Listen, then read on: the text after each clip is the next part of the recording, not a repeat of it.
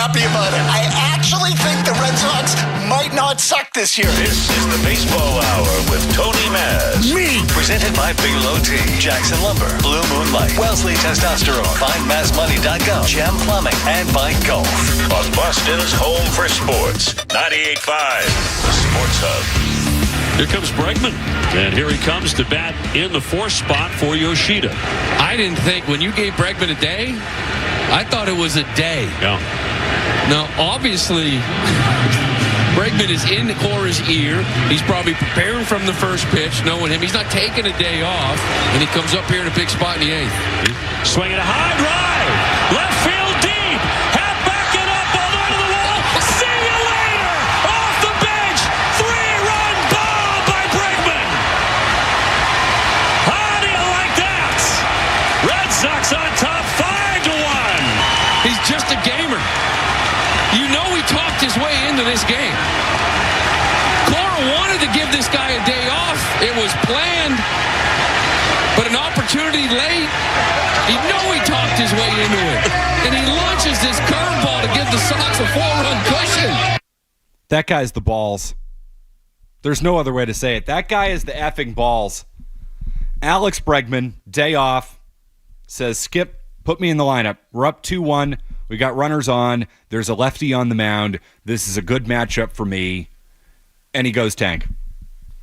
3-run shot. Red Sox win 6-1 and put them up 5-1. That put the game away for good. A huge swing. 2 of the bigger swings of the year yesterday for the Red Sox. Wilyer Abreu's 2-run homer in the 7th. And then Alex Bregman, his 3-run homer in the 8th. And the Red Sox salvage a series in Chicago. That is a massive, massive swing game, and we will get into the reasons why on the Baseball Hour tonight as we inch closer to the trade deadline. No Maz, he's out, he's back tomorrow. It's McCarthy, it's Jimmy Stewart, it's you, 617-779-0985. Stu, I always know something big happens with the Red Sox when you go into the group text with Milliken and I, and all you had to say was, manager Alex Bregman gets it done again. That is your manager, Jimmy Stewart, isn't it? That is my manager, and you heard Dave and Lou on the broadcast, the team broadcasters saying, yup, Bregman kept nudging Cora to get him in the game. And I had actually second guess in real time that Bregman should have been the pinch hitter for Yoshida a few innings ago. That did not happen, and it turned out to be the better result. Credit where credit is due. Cora, or according to Jimmy Stewart, Bregman got it right.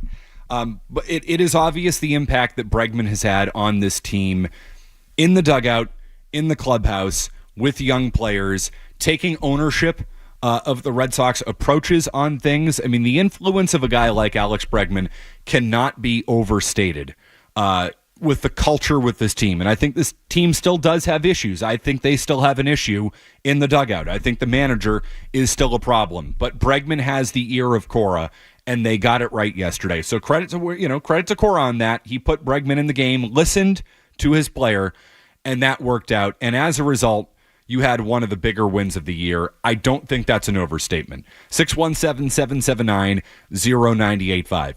Given the way that the series had gone up until that point, the Red Sox were scoreless in 21 straight innings, I believe, or 1 run in 21 innings. The point being, the offense sucked. The lineup sucked all weekend against a real pitching staff and on the road, where the Red Sox have had a pretty significant difference in offensive output this year compared to their output at Fenway Park.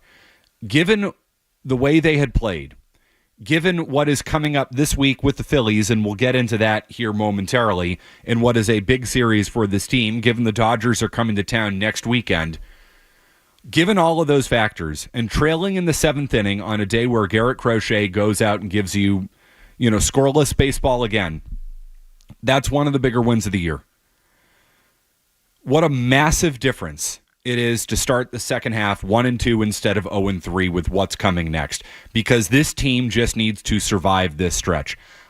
That's about as good as you should feel about a series loss over the course of a baseball season. And I still do believe that there are good things going on for this team. Not that it's going to come out in the next couple of days, because I fully anticipate this is going to be bumpy for the next couple of days, so buckle up. I think the Red Sox are going to play like crap in Philadelphia. Wheeler is going tonight against Walker Buehler. Undeniably a disadvantage there for the Red Sox. Tomorrow night, Christopher Sanchez goes for the Phillies. He's been really good. And I know the Red Sox have guys who hit lefties. I mean, they got Rob Refsnyder and Romy Gonzalez, who all of a sudden didn't look so great against Shota Imanaga, who's a real bona fide lefty, not the crap that you got from the Nationals, the crap that you got from the Rockies. This is going to be rough. You're going to be lucky to come out of Philly with one win. I feel strongly about that, which is why that win yesterday was so important, so huge, and so big for this team. Because even in the face of what I fully anticipate will be a bumpy start to the second half here for the Red Sox, they showed you this weekend why they are different than they have been in years past.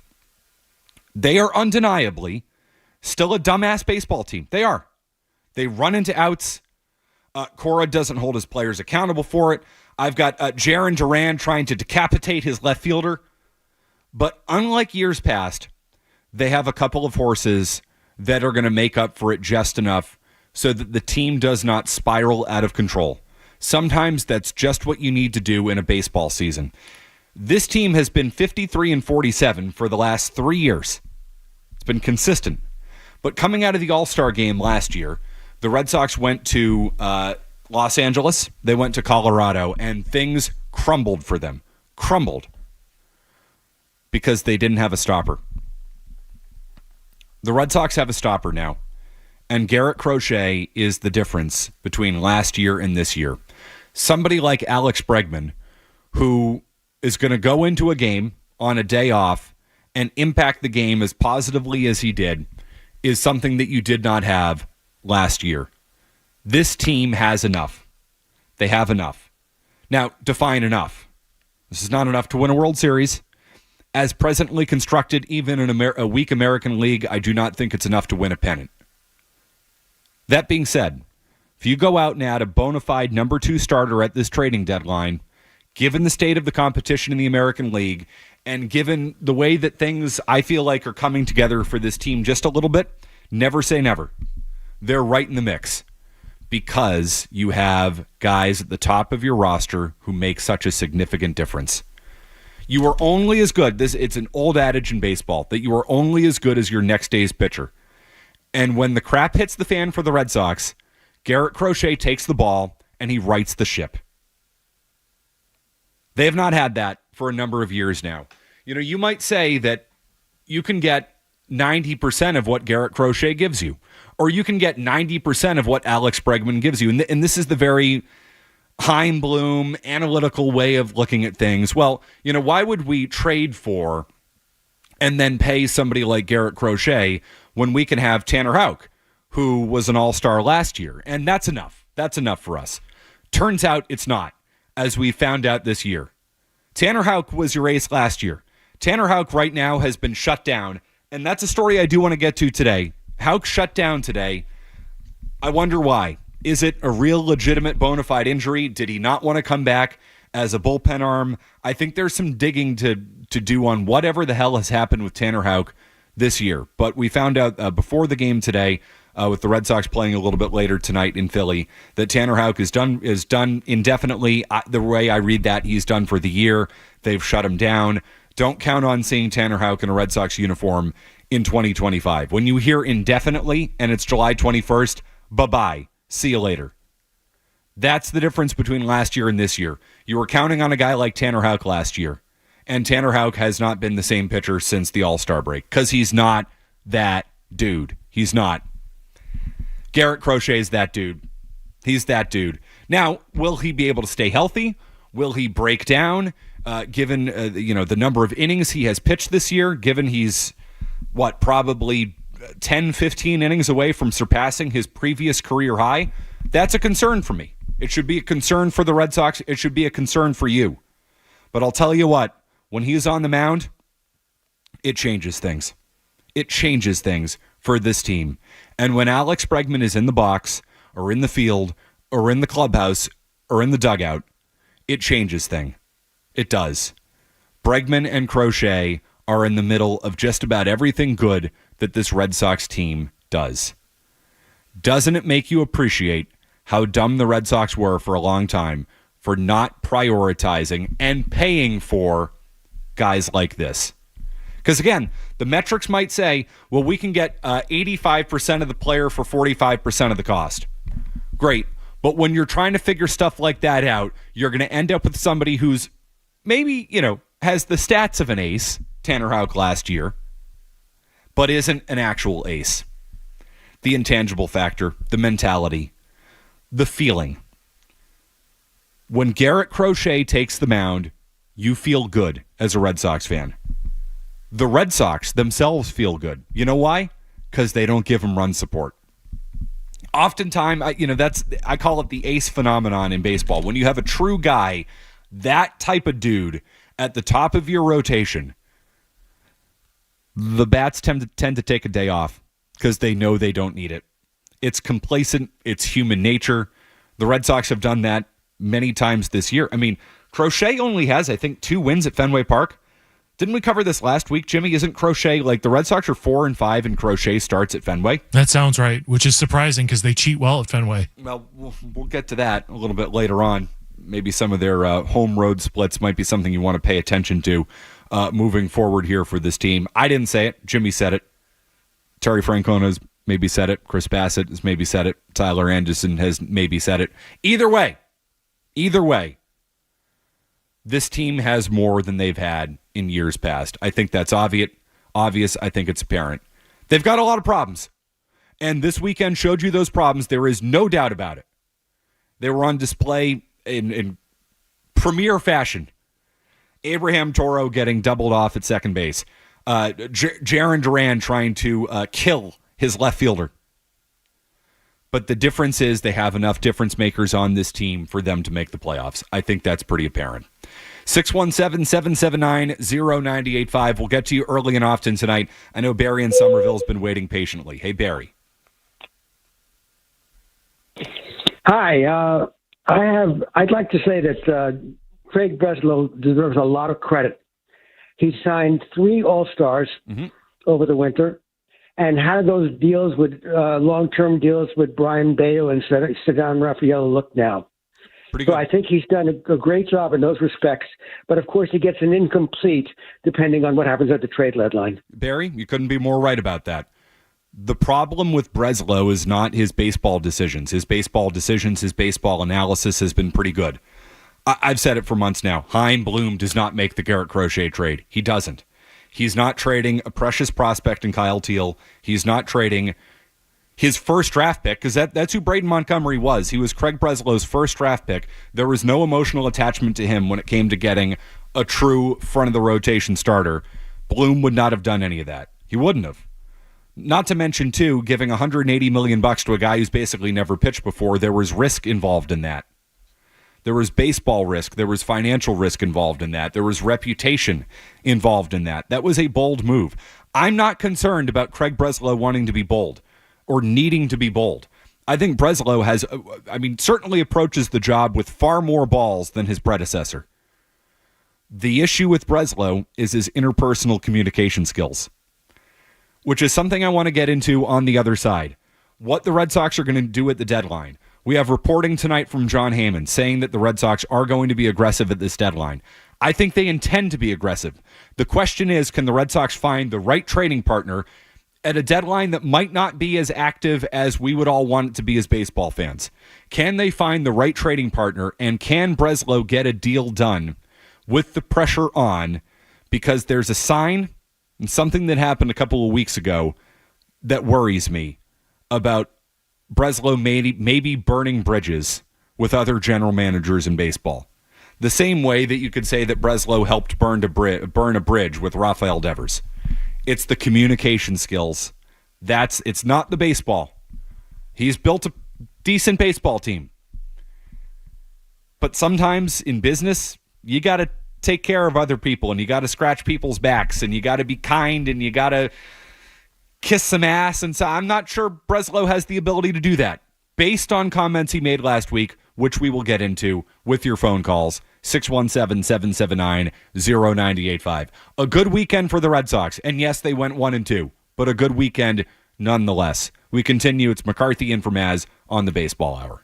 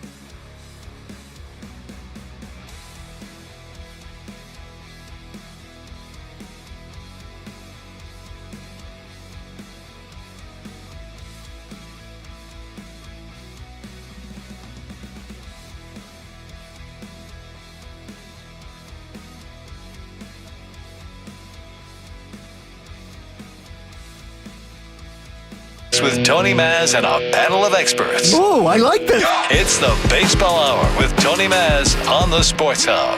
Who will be most active? All right, I've already talked about the Dodgers and the Mets, the Yanks, the Cubs, the Phillies, and the Tigers, but who will be most active? The Red Sox, I do believe, will be all in. I think they clearly are a team that will be active. They did try for Robertson, so we know they're looking at relief pitching. We do think they need another starter, and they've got stuff that they clearly want to do. First base, another thing.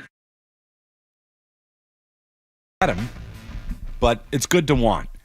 And I believe John Heyman when he says that. It's McCarthy and for Maz on the Baseball Hour, that the Red Sox want to be aggressive. Yes, I believe that. They've been saying it for weeks. They were saying it. The tell to me is that they were saying it before the 10-game winning streak. In part because I think they had something to prove coming off of the Rafael Devers trade, which can be dangerous. There's nothing more dangerous in sports than a general manager with something to prove, or a team president or an executive with something to prove, because then you may sometimes make decisions that aren't really supported by the reality. The 10-game winning streak and the fact that the Red Sox are firmly in a playoff place right now as we speak supports the decision to go out and buy and go out and add, and that reinforces a need that Breslow and Kennedy have coming off of the Devers trade to go out and add and improve to this team and to capitalize on the good things that are going on right now. So I believe they want to add. No doubt about it. And I think, and Breslow has said on a number of occasions that he doesn't just want to add starting pitching, he wants to add impact starting pitching. Because there's a difference between finding some bum who goes out there every 5 days and finding somebody who actually belongs towards the front of a rotation like a Joe Ryan. But my only concern, I have two concerns with the Red Sox ability to actually execute this thing. Number one is you just don't know if it's going to be a busy deadline. You just don't know if there are really going to be a lot of guys who are available. You want Joe Ryan? That's great. The Twins might not move him. Now, they should want to move him because the Twins are in free fall right now. They lost 2 out of 3 to the Rockies this past weekend. The only game they won was Joe Ryan's start yesterday when he shoved. 7 innings, 5 hits, 1 run, 11 strikeouts. Twins are 5 back in the wild card. They're in 11th place in the American League. I mean, turn out the lights. The party's over. It's done. It's over. You just don't know if a team is going to respond to saying it's done, it's over, by going out and trading their all-star pitcher with 2.5 years left of team control. The Twins do not have to trade Joe Ryan. They seemingly would be more likely to now, given the way things are going. So you would think that would be good news for the Red Sox, but the question is, have the Red Sox burned a bridge? Craig Breslow. Craig Breslow said this about a week ago in response to, I believe, Chris Cotillo and Rob Bradford. Here's the quote. "There's an element of trying to understand how willing a team might be to trade them," explained Breslow. "There's a number of players, there are a lot of players that we would love to go after, but if we spend 3, 4, 5 days trying to engage only to find out the team was going to hold on to the player all along, then that's 3 or 4 days we didn't spend on another idea." Unquote. Which is Craig Breslow taking a shot at the Twins for what we believe to be a trade that he felt that they were close on for Joe Ryan, and then the Twins, for whatever reason, got cold feet. Jimmy, you've had, again, I won't call it reporting, I'll call it gossip on this. You believe that the Red Sox may have had a deal in place with the Twins for Joe Ryan in which they were going to take back some money in return. Is that right? Yeah, that's what I believe. Okay. So when Breslow comes out saying this, that sounds to me exactly like what we've heard with the Joe Ryan thing. The Sox thought they had a deal, they were getting close on something, and the Twins said, maybe not. So Breslow goes out and rips the Twins in the media. Dude, what are you doing? They don't have to trade with you. You need to make them want to trade with you. So here's an example of Craig Breslow getting something right. Joe Ryan should be the Red Sox #1 target. He is a perfect fit. He's a perfect fit behind Crochet. He's got 2.5 years left. He's under control. pitched very little in the postseason, but feels to me like a big game kind of guy. He's a bulldog on the mound. He goes after you. Watch Joe Ryan pitch. You're going to love. If you haven't seen Joe Ryan pitch, just go on YouTube, find some highlights. You're going to love watching this guy pitch. Watch his next start if you've got the MLB package or whatever it is. Twins are here in town in a few weeks, right before the trading deadline. I don't know if Ryan's in line to pitch that series if he hasn't been traded by that point, but I'm telling you, watch him pitch. You'll love him. The Red Sox should love him too. And yet you go out and you're ripping the Twins in the media. We all know what this quote is. He doesn't call out the Twins specifically, but we know what this is. It's the Joe Ryan trade. It fell through. Maybe the Twins want to reboot that idea. Maybe after losing 2 out of 3 to the Rockies, coming out of the break, maybe they change their minds. Maybe they say, all right, well, you know what? We didn't want to trade Ryan a week ago, but why don't we re-engage the Red Sox on this? And then they see Breslow ripping the team to Rob effing Bradford in Boston? Like, what? Idiot. Interpersonal communication skills. Breslow does not have them. It's not the baseball side of things. It's the human side of things where he struggles. That's something to keep an eye out for. So he might want to make a trade, but is he going to piss off the team you want to trade with? It's something to keep an eye on. 617-779-0985. How about Butch in Bridgewater? Butchie! Yo, Butch. Strong. Excellent. Thank you for bringing a lot to the program. I'm going to put you on hold. How about AJ in Ludlow? AJ. Yeah, hey, Matt. Great show as always, man. Thanks, man. But listen, 2 things can be true from the weekend. 1, the Red Sox are a much improved baseball team from where they were a year ago. And 2, they're not yet on the Cubs level. That can change, though. With 1 trade deadline acquisition, I think you can compete with the Cubs. I think that's a real thing. And Alex Bregman, they should sign this guy to an extension. Like, it has to happen. He is part of the core. It's Anthony, Mayer, don't get me wrong. Those 2 are awesome. But Bregman should somehow, some way be in that core. He has been elite for you, not just on the field, but off the field as well. Alex Bregman, he's the team MVP right now for me. Thanks, guys. Have a great night. Yeah, I think it's Crochet who's the team MVP, but I won't argue you one bit on that, AJ. His impact has been immeasurable both on and off the field. And if you want to sign him to an extension, I hear you on that. I don't even want to talk about the Bregman extension thing right now because you don't have to. There's no need to. Approach it in the offseason. Get it done then. See where you're at the end of this season. Maybe things totally collapse and you say, well, do we really want to extend ourselves 6 years for Bregman when he's going to be in his late 30s? Like, you never know how things can change. I mean, not to cross sports. Celtics lose their best player in Jason Tatum. It changes the way you approach things. There's no need to rush on the Bregman decision just yet, but don't get me wrong. I want to keep him around here. I do. I mean, if the situation is right, I want to keep him around here because of the impact he's had on this team. He's awesome, man. He's one of those guys you watch every day, too, and you didn't appreciate. You knew how good a player he was, but you didn't appreciate how great he actually was when you watch him every single day. He's the balls. No doubt about it. Matt in the car. Hey, Matt. Hey, Matt, how are you? I think definitely at the deadline we need another starter, kind of put some of the pressure off of Crochet because I am worried about him burning out. But I really feel like I get concerned still with the way against good pitching, the way this lineup kind of stalls. And I still feel like the first base situation needs to be sorted out. I would love them to fix or at least help both those issues at the deadline. I just don't think Casas is going to work out.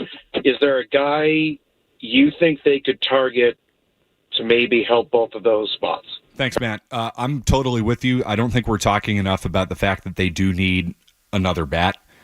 Chris Cotillo had an interesting report last week, I think it was Wednesday of last week, that if the Rays fall out of it, that Yandy Diaz could be available. And he's a right-handed hitter. I don't think Diaz is a switch hitter. He's a right-handed hitter, first base type. I'd have to look at his numbers at Fenway Park. Feels like the type of guy. He always feels like he's hitting home runs into the monster seats. He's got pop. He's got 14 home runs this year, at least as of the All-Star break. That's the type of guy. I mean, he's not Lou Gehrig, but he would make your team better. They do need to upgrade at first base a little bit. I'd like to find an everyday first baseman, preferably right-handed, but if you find an everyday guy, he can be left-handed. And then my platoon becomes Meyer at second and Romy Gonzalez at second against left-handed pitchers because Meyer can't hit lefties. That is something that, again, we've been doing so much Joe Ryan talk, rightfully so. Ryan is a stud and the type of guy that you want, and that's the number one need. But the number two need, first base, somebody that you can put towards the middle of that lineup. The fact of the matter is, Trevor Story's batting cleanup for you tonight. And Trevor Story's 1 for his last 11 coming out of the All-Star break. We all know who Trevor Story is. He is a streaky hitter. He's not a very consistent good hitter. And I can't count on Trevor Story to be a middle-of-the-order type bat. It can't be Narvaez, who was batting cleanup the other day and struck out behind Anthony and Bregman. They do need somebody. They need somebody there. Suarez is going to be available in Arizona, but he's a third baseman. Duran would need to go in that type of deal to open up DH time for Suarez or something like that. But that is something they need to look into, and I think it's a bigger need than perhaps we are talking about. And backup catcher too. They desperately need Connor Wong. You can send him to Mars for all I care. Go to the Braves and get Sean Murphy. They'll probably dump him because they don't want to pay anybody. So I did find interesting in Chris Cotillo's piece coming out of the All-Star break, but what he was hearing ahead of the deadline. He did talk about the backup catcher situation, and he said the Twins could be looking to do a salary dump in Christian Vazquez. Now Vazquez is hitting $170, so he's hitting Connor Wong. He's got Connor Wong type output. But to me, that was the Red Sox signaling to the Twins, hey, we're ready to reengage. We're ready to take on some money if you want to do this as part of a Joe Ryan trade. Maybe some damage control after Craig Breslow publicly ripped the Twins without naming the Twins last week. And if you get Vasquez back, maybe Cora can help him cheat and tip pitches. Jimmy said it, not me. Let's give Butch and Bridgewater another chance. Butch. Hey, can Carlos Correa play second base? That's Sure. my first question. Second one, would you trade Duran, Campbell, and that lefty prospect for Joe Ryan and Correa? And would the Red Sox take on the money? So if we're introducing Campbell into that, I need a little more from the Twins. Just because I'm giving up Duran, somebody off of my big league team, and my number one pitching prospect. So I'd want the Twins closer in return. But I'm willing to trade Christian Campbell in the right deal. But I'm not giving him away. The same way that I'm not giving away Duran, even though I'm actively looking for a trade partner for him. Let's talk a little bit more about Duran on the other side. John Heyman had some reporting on the Red Sox likelihood of trading Jarren Duran, which I still am fully in support of, especially after... I mean, he tried to Rodney Harrison Masataka Yoshida. He tried to take him out. What on God's green earth was that? Matt, that was the center fielder's ball. He was calling it. Oh, wait. Yoshida was calling off the center fielder, right? Human apple maps. I mean, it's clear as day. Yoshida's under, and he's like, I got it. And Duran just was like, pshoom, right past him. Recalculating. That guy has no idea how to track a fly ball. Holy crap. That would be his 10th misplay. He's got 5 errors and 10 misplays, according to the J. Stu log, so that's a minus 15, Greg Bedard. You are doing God's work with your Jarren Duran outfield misplay tracker. When did this tracker start? It's not even a complete season tracker, right? That is up to date to the moment. If I see a misplay from Jarren Duran, minus play. Charting. Thank God we have you, Stu. You're welcome, Boston. Thank you. Quick update. I see on the phone lines we'll take care of you. Reporting on Jarren Duran next.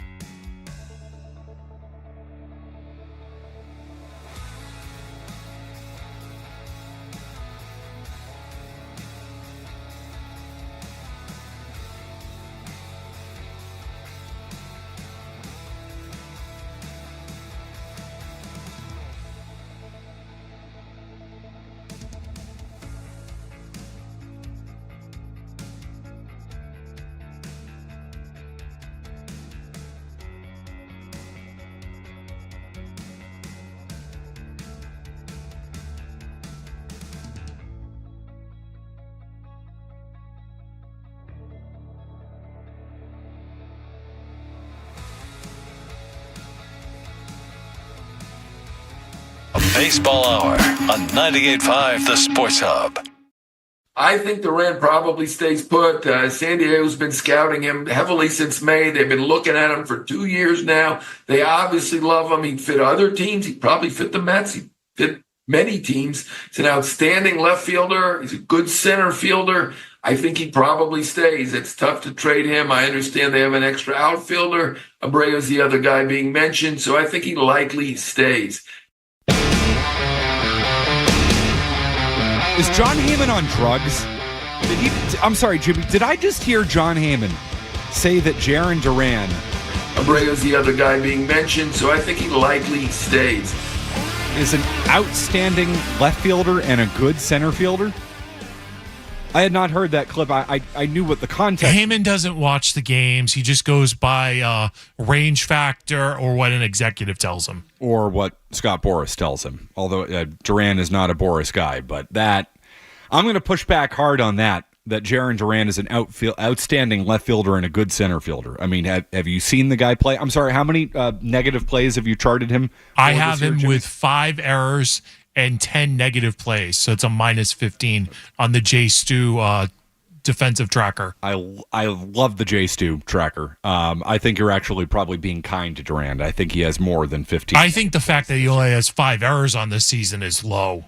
Oh, that's a problem around baseball. The way they're scoring these games are a joke. I said this to Maz the other day. That would be a bucket list item for me, to be the scorekeeper for a game at Fenway Park. That would be fun. I've run the scoreboard at Wrigley Field. That was cool. But to be the official scorer at Fenway Park, that would be good. Have you been inside the Monster? I have been. It's a great experience. Awesome. It's incredible. Did you write your name on the wall? I made the mistake of asking if I could. I was younger. Now I'd just do it when the guy turns around. Someday I'll do it. My ashes spread there too. Oh, you too? Oh yeah. I thought I was the only person who thought that. Oh God, no. Oh no. I've talked to my guy Colin up on the Monster, and he's talked about how people have taken people's ashes from the Monster seats and have poured them down into left field. That's a surprisingly common occurrence. Oh, that's fair. That's an illegal document of mine. It's in a legal document of mine, too. Spread those babies. Oh, my God. Left field at Fenway Park. Bury me there. So Heyman says they're not trading Duran. That's a mistake. It's a mistake in the sense that if it's true that the Padres are so hot for Jarren Duran, get a 3-team trade done. Now, the issue with trading Duran is you're going to trade him to a team that is contending, so why would that contending team want to give you a starting pitcher in return for Duran? That's why you probably need to get a third team involved. So if the Padres want Duran, trade Duran to San Diego, get prospects in return from San Diego, and then use those prospects to send to the Twins, so maybe you don't have to trade a Peyton Tolley, or you don't have to trade Christian Campbell. In a deal for Joe Ryan. You're going to have to overpay, but use Duran as a chip to overpay. Those are the types of deals the Red Sox should be pursuing with Duran. I would also look at a team like Arizona, who have a bunch of free agents. They were in the World Series a couple of years ago, and they probably look at a guy like Duran and say, he's a fit for our ballpark. We'll take him. Can you get 2 pieces? I would take 2 rentals for Duran. If you want to get the first baseman Naylor and one of their pitchers there for Duran, you're addressing 2 needs, I would do that. I'd even consider something, Suarez would be a real middle-of-the-order bat. If Arizona is interested in Duran, you trade Duran, now all of a sudden Suarez is your DH, and you still have a bit of a logjam, but you figure it out with a right-handed power hitter instead of a left-handed slap hitter in Duran who can't field. There are deals to be made with Jarren Duran so long as they just help the big league baseball team. I would absolutely be pursuing that. I think I don't want to hear Heyman say that the Red Sox are not trading Duran. That should no doubt be on the table for them. 617-779-0985. Brendan in Boston wants to talk about that. Hey, Brendan. Yeah, I mean, I don't know if you saw the call board. He kind of summarized my call perfectly, but it's strange how anytime the deadline comes around for these big names that are thrown around, you never hear about like a 3-team deal being done because obviously if we think back to 2003 when the whole A-Rod situation was going on, they had that verbal agreement in place where there's going to be A-Rod to us, we'd be sending Nomar to the White Sox, and then the White Sox would be sending out Maglio Ordonez and Brandon McCarthy to the Rangers.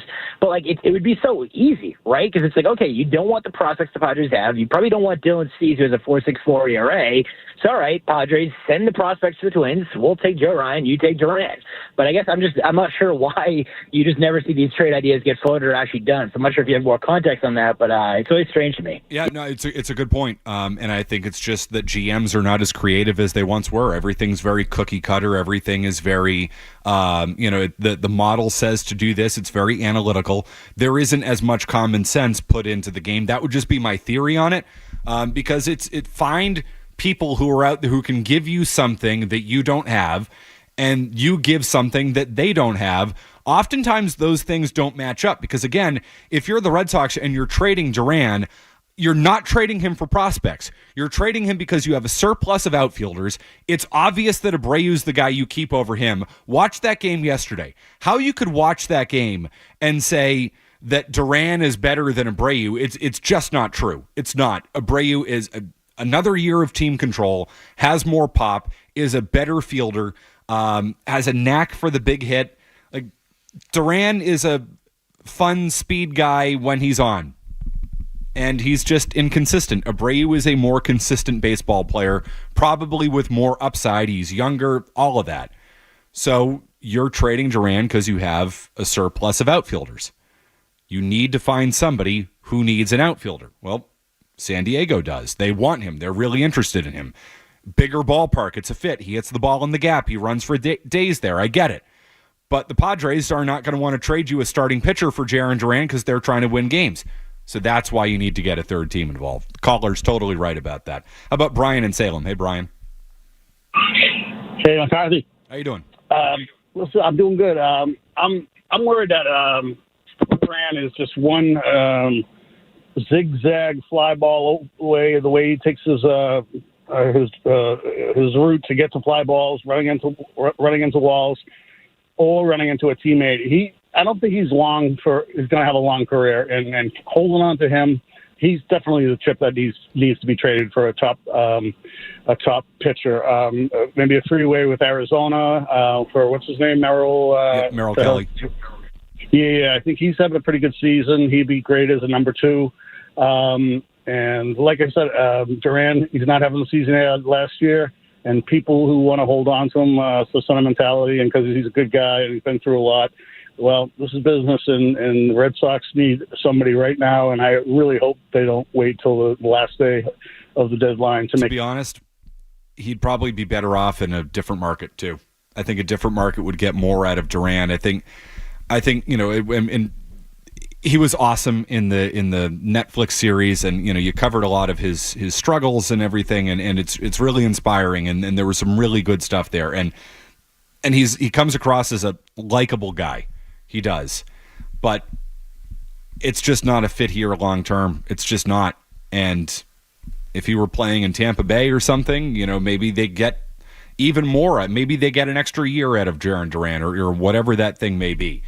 Would you trade, real quick, Stu, like you kick around ideas, Yandy Diaz, who Chris Cotillo said was available last week, would you trade Duran for Yandy Diaz? And understanding, I'd probably ask Tampa for a little bit more because there's a little bit more control there, but I would make that type of deal because I'm trading something I have, an outfielder, for something I don't have, an everyday first baseman. I don't think I would because he's played 82 games at DH and only like 15 at first base.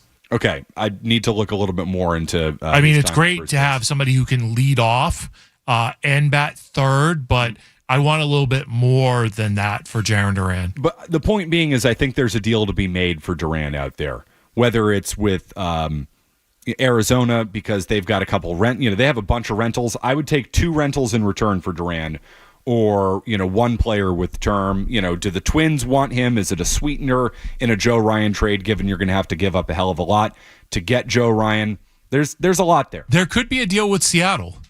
There always could be a deal with Seattle. Duran has value. I'm not saying he's worthless. He's just going to be more valuable to another team than he will be to the Boston Red Sox. Do you know what he did to up his value? What's that? Leadoff home run off Zach Wheeler. 1-0 Red Sox. Keep pumping it up. Joe Murray, pump and dump style, baby. Pump and dump. It's a good start for the Sox there. We'll continue on the Baseball Hour. I see you. Don't go anywhere.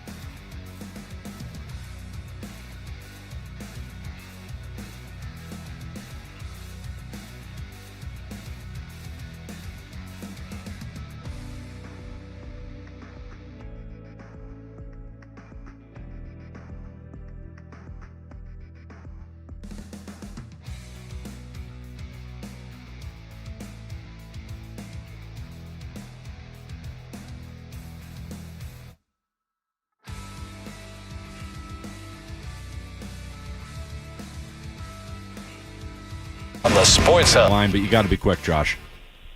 Hey, what's going on, guys? Hey. First-time caller, long-time listener. Just want to give a food recommendation from Conrad's. All right. Thank you very much. Appreciate it, Conrad. I'm going to call Joe Murray. Joe Murray. Weeknight 7 to midnight. More of a Lewis's guy in Norwood, but he wanted the Red Sox to trade for Ben Rice. I don't think the Yankees are going to trade Ben Rice here. That's just me. But yes, imagine you've called the wrong show. And unfortunately, for Josh in Norwood, no Joe on the night show tonight. Joe was on earlier today. I'm sure you can get that call in tomorrow on middays. I think Joe's in middays for part of the week. But Mark Dondero is coming your way tonight in for Joe Murray. Thanks to Jimmy Stewart. Thanks to Kevin Majori. Thanks to Thomas. Fully loaded Felger and Maz program tomorrow. I'm on the night show tomorrow. Maz will be back on in the baseball hour tomorrow night. He'll talk to you then. See ya. from the Telger.